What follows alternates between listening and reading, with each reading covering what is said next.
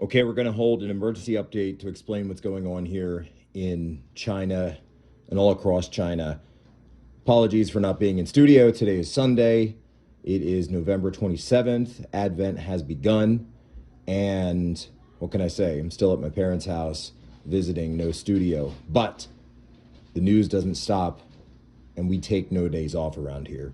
So what we're seeing going on across China are mass protests in almost every major city across the country, from east to west to north to south. What kicked this off? Well, you had two situations. First, massive zero COVID lockdowns for the past 3 months across China. Remember, China had been open from the end of 2020 all the way up until the National People's Congress earlier this year, which took place in October, about a month ago. That was the coronation of Xi Jinping as the new preeminent chairman for life of the CCP.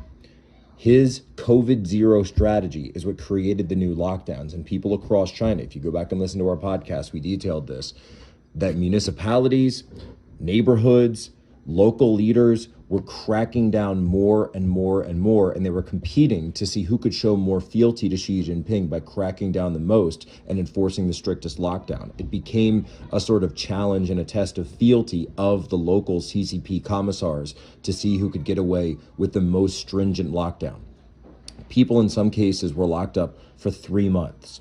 Well, all of this came to a head in the city of Urumqi, or in Mandarin, Wulumuqi, which is the capital city of Xinjiang province. Yes, that Xinjiang province. What's going on over there? There was a fire on Thursday. An apartment building where the people had been locked up for 3 months caught fire.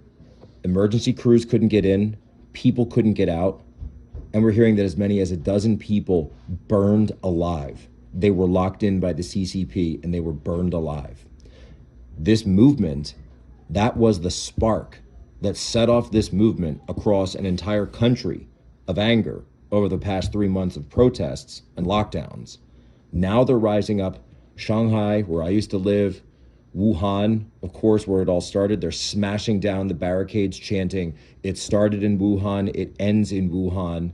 Even in Beijing, at Tsinghua University, one of the most prestigious universities in all of China, the students are rising up there. You're now seeing this in Nanjing. You're seeing it all across the entire country. University students, regular people, people that use the internet, they're all over the place demanding an end to these lockdowns, and in some cases even calling to take down the CCP. They're actually saying the words, "take down the CCP" in Mandarin. 中共下台, 中共下台, take down the CCP.